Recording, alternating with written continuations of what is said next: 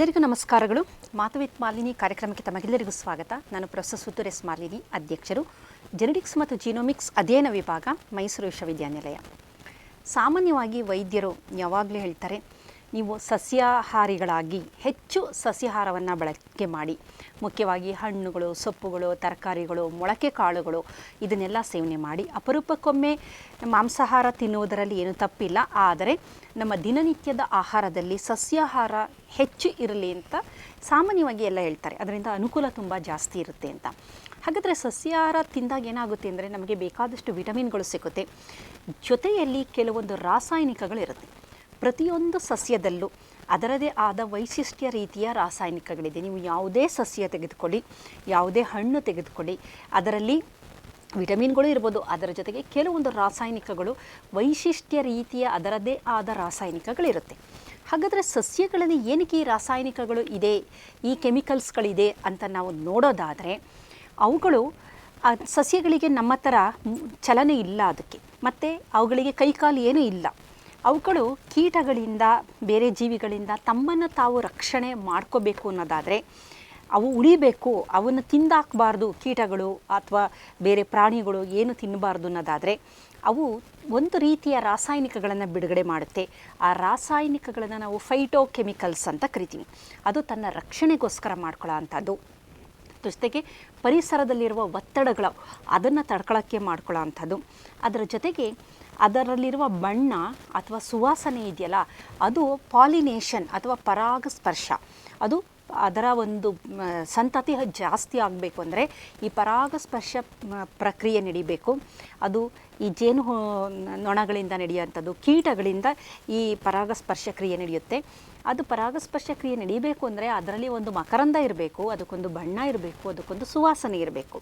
ಹಾಗಾಗಿ ಆ ಒಂದು ಗಿಡಕ್ಕೆ, ಆ ಒಂದು ಸಸ್ಯಕ್ಕೆ, ಆ ಒಂದು ಹಣ್ಣು, ಸೊಪ್ಪು, ಈ ಥರದಕ್ಕೆ ಒಂದು ಬಣ್ಣ ಆಗಿರ್ಬೋದು, ಒಂದು ಸುವಾಸನೆ ಆಗಿರ್ಬೋದು, ಮತ್ತು ರಕ್ಷಣೆ ಆಗಿರ್ಬೋದು, ಒತ್ತಡವನ್ನು ತಡೆದುಕೊಟ್ಟುವ ಶಕ್ತಿ, ಇದೆಲ್ಲದೂ ಕೊಡೋದು ಯಾವುದರಿಂದ ಅಂತಂದರೆ ಫೈಟೋಕೆಮಿಕಲ್ಸ್ ಅಂತ ಕರಿತೀವಿ. ಅಂದರೆ ಫೈಟೋ ಅಂದರೆ ಸಸ್ಯಗಳು, ಕೆಮಿಕಲ್ಸ್ ಅಂದರೆ ರಾಸಾಯನಿಕಗಳು. ಪ್ರತಿಯೊಂದು ಸಸ್ಯದಲ್ಲೂ ತನ್ನದೇ ಆದ ವಿಶಿಷ್ಟ ರೀತಿಯ ರಾಸಾಯನಿಕಗಳು ಹೊಂದಿದೆ. ಅದಕ್ಕೋಸ್ಕರನೇ ವೈದ್ಯರು ಎಲ್ಲ ಹಣ್ಣುಗಳನ್ನು ತಿನ್ನಬೇಕು, ಸೀಸನಲ್ ಫ್ರೂಟ್ಸು ಆ ಸೀಸನಲ್ಲಿ ಏನೇನು ಸಿಗುತ್ತೆ ತಿನ್ನಬೇಕು. ಈಗ ನೋಡಿ, ಬೇಸಿಗೆ ಕಾಲ, ಯಥೇಚ್ಛವಾಗಿ ಮಾವಿನ ಹಣ್ಣು ಸಿಗುತ್ತೆ, ಅದರ ಜೊತೆಗೆ ನೇರಳೆ ಹಣ್ಣು, ಈ ಥರ ಸೀಸನಲ್ ಫ್ರೂಟು. ನೇರಳೆ ಹಣ್ಣು ಸೀಸನಲ್ ಫ್ರೂಟ್, ನಿಮಗೆ ಯಾವಾಗಲೂ ಸಿಕ್ಕೋದಿಲ್ಲ, ಈ ಒಂದು ಬೇಸಿಗೆ ಕಾಲದಲ್ಲಿ ಮಾತ್ರ ಸಿಕ್ಕುವಂಥದ್ದು. ಹಾಗಾಗಿ ಆಯಾ ಕಾಲಕ್ಕೆ ತಕ್ಕಂತೆ ಯಾವ್ಯಾವ ಹಣ್ಣುಗಳು ದೊರಕುತ್ತೆ ಅದನ್ನು ಸೇವನೆ ಮಾಡಿ ಅಂತ ಹೇಳ್ತಾರೆ. ಕಾರಣ ಅದರಲ್ಲಿರುವ ಫೈಟೋಕೆಮಿಕಲ್ಸ್ಗಳು ನಮಗೂ ಸಹ ರಕ್ಷಣೆ ನೀಡುತ್ತೆ. ಸಸ್ಯಗಳಿಗೆ ಯಾವ ರೀತಿ ರಕ್ಷಣೆ ಅದರಿಂದ ನೀಡ್ತಾ ಇದೆ, ಅದೇ ಥರ ನಮಗೂ ಸಹ ಅದರಿಂದ ರಕ್ಷಣೆ ದೊರಕುತ್ತೆ ಅನ್ನುವ ಕಾರಣಕ್ಕೆ ನಾವು ಸಸ್ಯಾಹಾರವನ್ನು ಬಳಕೆ ಮಾಡಬೇಕು, ವಿಧ ವಿಧವಾದ ಸಸ್ಯಾಹಾರಗಳನ್ನು ಬಳಕೆ ಮಾಡಬೇಕು. ಅದಕ್ಕೆ ಹೇಳ್ತಾರೆ ನೋಡಿ, ನಮ್ಮ ಆಹಾರದಲ್ಲಿ ತುಂಬ ಬ್ರೈಟ್ ಕಲರ್ ಇರೋಂಥ ತರಕಾರಿಗಳನ್ನು ಬಳಕೆ ಮಾಡಬೇಕು. ಎಲ್ಲ ರೀತಿಯ ಕಲರ್ಸ್ ಇರಬೇಕಂತೆ, ಆ ಥರದ ತರಕಾರಿಗಳು, ಹಣ್ಣುಗಳು ಇದನ್ನೆಲ್ಲ ಬಳಕೆ ಮಾಡಬೇಕು ಅಂತಂತಾರೆ.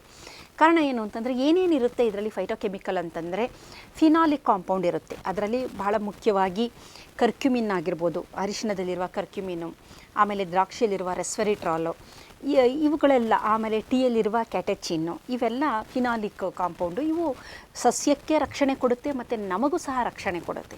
ನಮ್ಮ ದೇಹದಲ್ಲಿರುವ ವಿಷಗಳನ್ನು ತೆಗೆದು ಹಾಕೋದು. ಗ್ರೀನ್ ಟೀ ಬಗ್ಗೆ ಗೊತ್ತು ನಿಮಗೆ, ಗ್ರೀನ್ ಟೀಯನ್ನು ಕುಡಿಬೇಕು ನೀವು ಅಂತ ಹೇಳ್ತಾರೆ. ಹಾಲಿನ ಟೀ ಬದಲು ಗ್ರೀನ್ ಟೀ ಬಳಕೆ ಮಾಡಿ ಅಂತ ವೈದ್ಯರು ಹೇಳ್ತಾರೆ. ಕಾರಣ ಅದೊಂದು ಆ್ಯಂಟಿ ಆಕ್ಸಿಡೆಂಟ್ ಆಗಿ ಕೆಲಸ ಮಾಡುತ್ತೆ.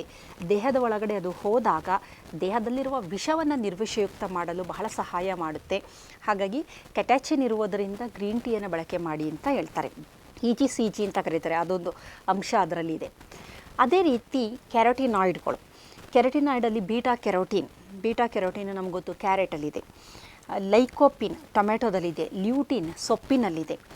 ಈ ರೀತಿ ಕೆರೋಟಿನ್ ಯುಕ್ತವಾದ ಪದಾರ್ಥಗಳು ಬೇರೆ ಬೇರೆ ಈ ಹಣ್ಣು, ಸೊಪ್ಪು, ತರಕಾರಿ ಇವುಗಳಲ್ಲೂ ಸಹ ಇರೋದರಿಂದ ಇವುಗಳ ಯಥೇಚ್ಛವಾದ ಬಳಕೆ ನಮಗೆ ಕೆರೋಟಿನ್ ಅನ್ನು ದೇಹಕ್ಕೆ ನೀಡುತ್ತೆ ಅಂತ ಹೇಳ್ತಾರೆ. ಅದೇ ರೀತಿ ಕೆರೋಟಿನ್ ಜೊತೆಯಲ್ಲಿ ಬೀಟಾ ಕೆರೋಟಿನ್ ಒಂದು ವಿಟಮಿನ್ ಎ ಅಂತ ತಮಗೆಲ್ಲ ಗೊತ್ತಿದೆ. ಅದೇ ರೀತಿ ಗ್ಲೂಕೋಸಿನೋಲೇಟ್ ಎನ್ನುವ ಒಂದು ರಾಸಾಯನಿಕ ಫೈಟೋಕೆಮಿಕಲ್ಲು, ಅದು ಮುಖ್ಯವಾಗಿ ಈ ಬ್ರ್ಯಾಕೋಲಿ, ಕಾಲಿಫ್ಲವರ್ ಈ ಥರದ ಕ್ರೂಸಿಫರಸ್ ವೆಜಿಟಬಲ್ ಅಂತ ಏನು ಹೇಳ್ತೀವಿ, ಮೂಲಂಗಿಲೂ ಸಹ ಇದೆ, ಕೋಸು ಅಂತಂತೀವಿ, ಹೂಕೋಸು, ನವಿಲುಕೋಸು, ಬ್ರ್ಯಾಕೋಲಿ, ಇದರಲ್ಲೆಲ್ಲ ಗ್ಲೈಕೋಸಿನೋಲೇಟ್ ಎನ್ನುವ ಒಂದು ರಾಸಾಯನಿಕ ಇದೆ. ಇದು ನಮಗೆ ಕ್ಯಾನ್ಸರಿಂದ ರಕ್ಷಣೆಯನ್ನು ನೀಡುತ್ತದೆ ಅಂತೇಳಿ ಬಹಳಷ್ಟು ವೈದ್ಯಕೀಯ ವರದಿಗಳು, ಸಂಶೋಧನೆಗಳು ತಿಳಿಸಿವೆ. ಅದಕ್ಕೆ ಅಂತಹ ಒಂದು ಶಕ್ತಿ ಇದೆ, ಗ್ಲೂಕೋಸಿನೋಲೇಟ್ಗೆ ಅಂತಹ ಶಕ್ತಿ ಇದೆ. ಅದು ಕ್ಯಾನ್ಸರ್ ಜೀವಕೋಶಗಳನ್ನು ನಾಶ ಮಾಡಿ ನಮ್ಮ ನಾರ್ಮಲ್ ಏನು ಜೀವಕೋಶಗಳಿದೆ ಅದು ಕ್ಯಾನ್ಸರ್ ಜೀವಕೋಶಗಳು ಆಗದಿದ್ದ ಹಾಗೆ ತಡೆಗಟ್ಟಲು ಇದು ಸಹಾಯ ಮಾಡುತ್ತೆ ಅಂತ ಹೇಳ್ತಾರೆ. ಇದರ ಜೊತೆ ಆಲ್ಕಲಾಯ್ಡ್ಸ್ಗಳು, ಈ ಆಲ್ಕಲಾಯ್ಡ್ಸು ಕಾಫಿ ಆಗ್ಬೋದು, ನಿಕೋಟಿನ್ ಆಗ್ಬೋದು, ಅದು ಕೆಫೀನು, ಇವೆಲ್ಲ ಆಲ್ಕಲಾಯ್ಡ್ಸ್ ಅಂತಂತೀವಿ. ಅದೇ ರೀತಿ ಫ್ಲೆವನಾಯ್ಡ್ಸ್ಗಳು, ಇದು ಮುಖ್ಯವಾಗಿ ಈರುಳ್ಳಿಯಲ್ಲಿ ನಾವು ನೋಡ್ತೀವಿ. ಮತ್ತು ಬೇರೆ ಬೇರೆ ಹಣ್ಣುಗಳಲ್ಲೂ ಫ್ಲೆವನಾಯ್ಡ್ಸ್ಗಳು ಇರೋದು ನಮಗೆ ಸಿಕ್ಕುತ್ತೆ, ಬೆರೀಸ್ಗಳಲ್ಲಿರುತ್ತೆ ಇದು. ಹಾಗಾಗಿ ಅದಕ್ಕೋಸ್ಕರನೇ ವೈದ್ಯರು ತರಾವರಿ ಹಣ್ಣು, ಸೊಪ್ಪು, ತರಕಾರಿಗಳು ಇವನ್ನೆಲ್ಲ ಸೇವನೆ ಮಾಡಿದಾಗ ಈ ಎಲ್ಲ ಅಂಶಗಳು ನಮ್ಮ ದೇಹಕ್ಕೆ ಹೋಗುತ್ತೆ. ದೇಹಕ್ಕೆ ಹೋಗಿ ಏನು ಮಾಡುತ್ತೆ ಅಂತ ನೋಡಿದರೆ, ಮೊದಲನೇದಾಗಿ ಇವು ನಮ್ಮ ದೇಹವನ್ನು ಪ್ರವೇಶ ಮಾಡಿದಾಗ ಆ್ಯಂಟಿ ಆಕ್ಸಿಡೆಂಟ್ ಆಗಿ ಕೆಲಸ ಮಾಡ್ತವೆ. ಅಂದರೆ NF2 ಅಂತ ಒಂದು ಪಾತ್ವೆ ಇದೆ, ಆ ಪಾತ್ವೆಯನ್ನು ಆ್ಯಕ್ಟಿವೇಟ್ ಮಾಡುತ್ತೆ. ಅದನ್ನು ಆ್ಯಕ್ಟಿವೇಟ್ ಮಾಡಿದಾಗ ಏನಾಗುತ್ತೆ, ನಮ್ಮ ದೇಹದಲ್ಲಿ ಸೂಪರ್ ಆಕ್ಸೈಡ್ ಡಿಸ್ಮ್ಯೂಟೇಸು, ಕೆಟಲೇಸು ಈ ಥರದ ಹಲವಾರು ಎನ್ಸೈಮ್ಗಳನ್ನು ಇದು ರಿಲೀಸ್ ಮಾಡುತ್ತೆ. ಈ ಎನ್ಸೈಮ್ಗಳ ಕೆಲಸ ಏನಂದರೆ ದೇಹದಲ್ಲಿರುವಂಥ ವಿಷಗಳನ್ನು ನಿರ್ವಿಷಯುಕ್ತ ಮಾಡುವುದು. ಹಾಗಾಗಿ ಇವನು ಗ್ಲೂಟೋಥಯಾನ್ ಆಗ್ಬೋದು, ಸೂಪರ್ ಆಕ್ಸೈಡ್ ಡಿಸ್ಮ್ಯೂಟೇಸು, ಕೆಟಲೇಸು, ಬೇಕಾದಷ್ಟು ಈ ಥರದ್ದು ಎನ್ಸೈಮ್ಸ್ಗಳಿದೆ. ಇವುಗಳನ್ನು ಬಿಡುಗಡೆ ಮಾಡುತ್ತೆ. ಇವುಗಳನ್ನು ಅಂದರೆ ಆ್ಯಕ್ಟಿವೇಟ್ ಮಾಡ್ತಾ ಬರುತ್ತೆ, ಆ ಜೀನ್ ಆ್ಯಕ್ಟಿವೇಟ್ ಮಾಡುತ್ತೆ. ಅದೊಂದು ಪ್ರಮುಖವಾದ ಅಂಶ. ಇದರ ಜೊತೆಯಲ್ಲಿ ಇದು ರಿಯಾಕ್ಟಿವ್ ಆಕ್ಸಿಜನ್ ಸ್ಪೀಷೀಸು, ಇವುಗಳನ್ನು ತಗ್ಗಿಸುತ್ತೆ. ಅದರಿಂದ ಉಂಟಾಗುವ ಇನ್ಫ್ಲಮೇಷನನ್ನು ಇದು ತಗ್ಗಿಸುತ್ತೆ ಇವೆಲ್ಲ ಅಂತ ಹೇಳ್ತಾರೆ. ಜೊತೆಯಲ್ಲಿ ಇನ್ಫ್ಲಮೇಟರಿ ಪಾತ್ವೆಯನ್ನು ಸಹ ತಗ್ಗಿಸುತ್ತೆ. ಅದನ್ನು ನಾವು NF-κB ಪಾತ್ವೆ ಅಂತಂತೀವಿ. ಆ NF-κB ಪಾತ್ವೆಯಲ್ಲಿ ಪ್ರೋ ಇನ್ಫ್ಲಮೇಟರಿ ಸೈಟೋಕೈನ್ಗಳು ಬಿಡುಗಡೆಯಾಗ್ತಿರುತ್ತೆ. ಈಗ ನಮಗೆ ಗೊತ್ತಿಲ್ಲದೆ ಬೇಕಾದಷ್ಟು ಈ ಕಾರ್ಸಿನೋಜೆನ್ನು, ಮ್ಯೂಟಾಜೆನ್ನು, ಟೆರಟೋಜೆನ್ನು, ಅಂದರೆ ನಮಗೆ ಕ್ಯಾನ್ಸರ್ ಉಂಟು ಮಾಡುವಂಥದ್ದು, ನಮ್ಮ ದೇಹದಲ್ಲಿ ಮ್ಯೂಟೇಷನ್ ಉಂಟು ಮಾಡುವಂಥದ್ದು, ಈ ಥರದ್ದು ಬೇಕಾದಷ್ಟು ಅಂಶಗಳು ನಮಗೆ ಅರಿವಿಲ್ಲದೆ ನಮ್ಮ ಆಹಾರದಲ್ಲಿ, ನೀರಿನಲ್ಲಿ, ಗಾಳಿಯಲ್ಲಿ ದೇಹಕ್ಕೆ ಹೋಗಿರುತ್ತೆ. ನಾವು ಈ ಸಸ್ಯಾಹಾರಗಳು ಇವುಗಳನ್ನು ಸೇವನೆ ಮಾಡ್ತಾ ಬಂದರೆ ಆ ವಿಷಗಳನ್ನು ನಿರ್ವಿಷಯುಕ್ತ ಮಾಡುವಂತಹ ಅಂಶ, ಆ ಗುಣ ಇದರಲ್ಲಿರೋದ್ರಿಂದ ಲಿಪಿಡ್ ಪರಾಕ್ಸಿಡೇಷನ್ ಎನ್ನುವ ಪ್ರಾಸೆಸನ್ನು ಇದು ಕಡಿಮೆ ಮಾಡುತ್ತೆ. ಮತ್ತು DNA ಡ್ಯಾಮೇಜ್ ಆಗದಿದ್ದ ಹಾಗೆ ನೋಡಿಕೊಳ್ಳುವುದನ್ನು, ಆ ಥರದ ಕೆಲಸವನ್ನು ಇದು ನಿರ್ವಹಣೆ ಮಾಡ್ತಾ ಬರುತ್ತೆ. ಹಾಗಾಗಿ ಆ್ಯಂಟಿ ಇನ್ಫ್ಲಮೇಟರಿಯಾಗಿ ಕೆಲಸ ಮಾಡುತ್ತೆ, ಆ್ಯಂಟಿ ಆಕ್ಸಿಡೆಂಟ್ ಆಗಿ ಕೆಲಸ ಮಾಡುತ್ತೆ. ಅದರ ಜೊತೆಗೆ ನಮ್ಮ ದೇಹದಲ್ಲಿ ಇಮ್ಯುನೋಟಾಲರೆನ್ಸ್, ನಮ್ಮ ಇಮ್ಯುನಿಟಿ ಬೂಸ್ಟ್ ಆಗಬೇಕು, ನಮಗೆ ಯಾವುದೇ ರೀತಿಯ ಸೋಂಕುಗಳು ಆಗದಿದ್ದ ಹಾಗೆ ತಡೆಗಟ್ಟಲು ಇದು ಅತ್ಯಂತ ಉಪಕಾರಿ ಅಂತಲೇ ನಾವು ಹೇಳ್ಬೋದು. ಜೊತೆಯಲ್ಲಿ ಈ ಫೈಟೋಕೆಮಿಕಲಿಂದ ನಡೆಯುವ ಮತ್ತೊಂದು ಪ್ರಕ್ರಿಯೆ ಅಂದರೆ ಹಾರ್ಮೇಸಿಸ್ ಅಂತೇಳಿ. ಈ ಕೆಲವು ಸಸ್ಯಗಳು ಕೆಲವು ಸಣ್ಣ ಪ್ರಮಾಣದ ಸ್ಟ್ರೆಸ್ಸರ್ಗಳನ್ನು ಬಿಡುಗಡೆ ಮಾಡುತ್ತೆ. ಅದನ್ನು ನಾವು ಅಡ್ಯಾಪ್ಟೋಜನ್ ಅಂತ ಕರಿತೀವಿ. ಅದನ್ನು ನಾವು ಸೇವಿಸಿದಾಗ ನಮ್ಮ ದೇಹದಲ್ಲಿ ಕಾರ್ಟಿಸಾಲ್ ಪ್ರಮಾಣವನ್ನು ಅದು ಕಡಿಮೆ ಮಾಡುತ್ತೆ. ಆ ಥರದ್ದು ಬೇಕಾದಷ್ಟು ಅಂಶಗಳು ಇದೆ. ಹಾಗಾಗಿ ಅದನ್ನು ಹಾರ್ಮೋಸಿಸ್ ಅಂತ ನಾವು ಕರಿತೀವಿ. ಉದಾಹರಣೆಗೆ ಬೆಳ್ಳುಳ್ಳಿ, ಆಲಿಸಿನ್ ಅಂತ ಒಂದು ಅಂಶ ಇದೆ. ಅದನ್ನು ನಾವು ಸೇವನೆ ಮಾಡಿದಾಗ ಸ್ವಲ್ಪ ಒತ್ತಡ ನಮ್ಮ ದೇಹದಲ್ಲಿ ಕಡಿಮೆ ಆಗುತ್ತೆ. ಅಶ್ವಗಂಧ ಅಂತ ನೀವು ಕೇಳಿರ್ಬೋದು, ಅಡ್ಯಾಪ್ಟೋಜನ್. ಅದರ ಜೊತೆಗೆ ಗ್ರೀನ್ ಟೀ ಆಗಿರ್ಬೋದು, ಅದು ಸಹ ಒಂದು ಅಡ್ಯಾಪ್ಟೋಜನ್. ಈ ಥರ ಬೇಕಾದಷ್ಟು ಅಡ್ಯಾಪ್ಟೋಜನ್ಗಳಿರುತ್ತೆ. ಅದು ಬಹಳಷ್ಟು ಹಣ್ಣು, ಸೊಪ್ಪು, ತರಕಾರಿ ಇವುಗಳಲ್ಲಿ ಇರೋದರಿಂದ ಅವುಗಳ ಸೇವನೆ ನಾವು ಮಾಡಿದಾಗ ನಮ್ಮ ದೇಹದಲ್ಲಿ ಉಂಟಾಗುವ ಒತ್ತಡವನ್ನು ಕಡಿಮೆ ಮಾಡಲು, ನಿವಾರಿಸಲು ಇವುಗಳು ಬಹಳ ಸಹಕಾರಿಯಾಗಿದೆ. ಇದರ ಜೊತೆಗೆ ಕೆಲವು ಸಲ್ಫರ್ ಕಾಂಪೌಂಡ್ಗಳು ಇರುತ್ತೆ. ಬೆಳ್ಳುಳ್ಳಿಯಲ್ಲಿ ಆಗ್ಬೋದು, ಈರುಳ್ಳಿಯಲ್ಲಿ ಆಗ್ಬೋದು. ಈ ಸಲ್ಫರ್ ಕಾಂಪೌಂಡ್ಗಳಾಗಿರ್ಬೋದು, ಲೈಕೋಪಿನ್, ಟೊಮ್ಯಾಟೋದಲ್ಲಿರುವ ಲೈಕೋಪಿನ್ ಆಗಿರ್ಬೋದು, ಸೊಪ್ಪಲ್ಲಿರುವ ಲ್ಯೂಟಿನ್ ಆಗಿರ್ಬೋದು, ಇವೆಲ್ಲ ಅಡ್ಯಾಪ್ಟೋಜನ್ಗಳಾಗಿ, ಅಂದರೆ ಸ್ವಲ್ಪ ಒತ್ತಡವನ್ನು ನಿವಾರಣೆ ಮಾಡುವಂತಹ ಅಂಶಗಳಾಗಿ ಕೆಲಸ ಮಾಡುತ್ತೆ. ಜೊತೆಯಲ್ಲಿ ಈಗ ನಾವು ಹಣ್ಣು, ಸೊಪ್ಪು, ತರಕಾರಿ ಇವುಗಳಲ್ಲಿ ನಾವು ಬಹಳಷ್ಟು ವಿಧ ವಿಧವಾದ ಬಣ್ಣಗಳುಳ್ಳ ಈ ಸಸ್ಯಗಳನ್ನು ನಾವು ನೋಡ್ತೀವಿ. ಇದಕ್ಕೆ ಮುಖ್ಯ ಕಾರಣ ಅವುಗಳಲ್ಲಿರುವಂತಹ ಪಿಗ್ಮೆಂಟ್ ಅಂತ ಕರಿಬೋದು. ಕೆರೋಟಿನ್ ಇದ್ದಾಗ ಅದು ಒಂದು ಕೆಂಪು ಬಣ್ಣವನ್ನು ಹೊಂದಿರುವಂಥದ್ದು. ಲೈಕೋಪಿನ್ ಇದ್ದರೆ ಕೆಂಪು ಬಣ್ಣವನ್ನು ಹೊಂದಿರುತ್ತೆ. ಕಿತ್ತಳೆಯ ಬಣ್ಣ ಕೆರೋಟಿನ್ ಇರುತ್ತೆ. ಅದರ ಜೊತೆಗೆ ನೇರಳೆ ಬಣ್ಣ ಇದ್ದಾಗ ಆಂಥ್ರೋಸಯೋನಿನ್ ಇರುವಂತಹದ್ದು. ಈ ರೀತಿ ಮತ್ತು ಕ್ಲೋರೋಫಿಲ್ ಜಾಸ್ತಿ ಇದ್ದಾಗ ಹಸಿರು ಬಣ್ಣ ಹೊಂದಿರುವಂಥದ್ದು. ಇವೆಲ್ಲ ಏನಾಗುತ್ತೆ ಅಂದರೆ ನಾವು ಯಾವುದೇ ಒಂದು ಆಹಾರ ಸೇವನೆ ಮಾಡಬೇಕಾದ್ರೆ ನಮ್ಮ ಆಹಾರದಲ್ಲಿ ಬಣ್ಣ ಬಣ್ಣದ ಹಣ್ಣುಗಳು ಬಣ್ಣ ಬಣ್ಣದ ತರಕಾರಿಗಳು ಇರಬೇಕು ಅಂತಾರೆ. ಉದಾಹರಣೆಗೆ ಹೇಳಬೇಕು ಅಂದರೆ ಬೀನ್ಸು ಹಸಿರು ಕಲರ್ ಇರುತ್ತೆ, ಕ್ಯಾರೆಟ್ ಒಂದು ಕಿತ್ತಲೆ ಬಣ್ಣ ಇದೆ, ಬೀಟ್ರೂಟು ಗಾಢವಾದ ಒಂದು ಆ್ಯಂಥ್ರಸೈನಿನ ಜಾಸ್ತಿ ಇರೋದ್ರಿಂದ ಗಾಢವಾದ ಬಣ್ಣ ಇದೆ. ಈ ರೀತಿ ಕಲರ್ಫುಲ್ ಆಗಿರುವಂಥ ಆಹಾರವನ್ನು ಸೇವನೆ ಮಾಡಿದ್ರೆ ನಮ್ಮ ದೇಹಕ್ಕೆ ಬೇಕಾದಷ್ಟು ಅಂಶಗಳು, ಈ ಫೈಟೋಕೆಮಿಕಲ್ಸ್ಗಳು ಹೆಚ್ಚಿನ ಪ್ರಮಾಣದಲ್ಲಿ ದೊರಕುತ್ತೆ. ಒಂದೇ ಥರ ಇರೋಂಥದ್ದು ಮೊನೋಟನಸ್ ಇರಬಾರ್ದು, ಮಿಕ್ಸ್ ಇರಬೇಕು.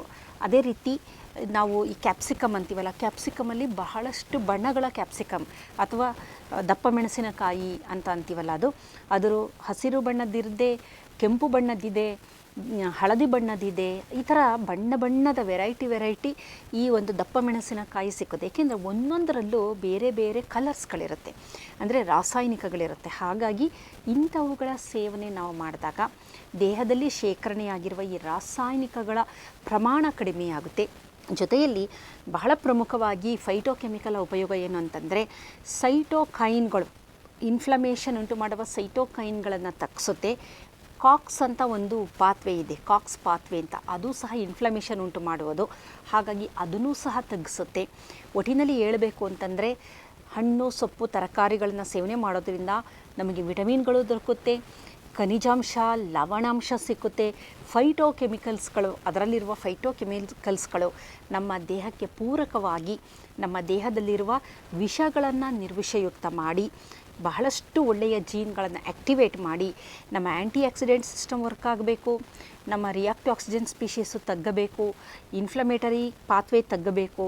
ಒಟ್ಟಿನಲ್ಲಿ ನಮ್ಮ ಓವರಾಲ್ ನಮ್ಮ ದೇಹದ ಒಂದು ರಕ್ಷಣಾ ವ್ಯವಸ್ಥೆ ಸದೃಢವಾಗಲು ಹಣ್ಣುಗಳು, ಸೊಪ್ಪುಗಳು, ತರಕಾರಿಗಳು ಇವುಗಳನ್ನೆಲ್ಲ ಒಟ್ಟಾರೆ ನಾವು ಒಂದು ಪ್ಯಾಕೇಜ್ ಥರ ದಿನನಿತ್ಯ ಹೇಳ್ತಾರೆ 5 ಥರದ ಹಣ್ಣುಗಳನ್ನು ಮಕ್ಕಳಿಗೆ ಕೊಡಿ ಅಂತ.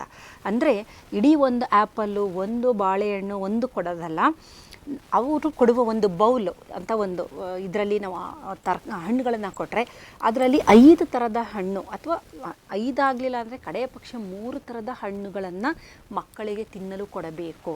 ಅದರಿಂದ ಅವರ ರೋಗ ಪ್ರತಿರೋಧಕ ಶಕ್ತಿ ತುಂಬ ಚೆನ್ನಾಗಾಗುತ್ತೆ. ಮಕ್ಕಳಿಗೆ ಯಾವುದೇ ಕಾಯಿಲೆ ಬರೋದಿಲ್ಲ, ಬ್ರೈನ್ ಫಾಗ್ ಆಗೋದಿಲ್ಲ, ತುಂಬ ಚುರುಕಾಗಿರ್ತಾರೆ, ಇಡೀ ದಿನ ಲವಲವಿಕೆಯಿಂದ ಇರ್ತಾರೆ.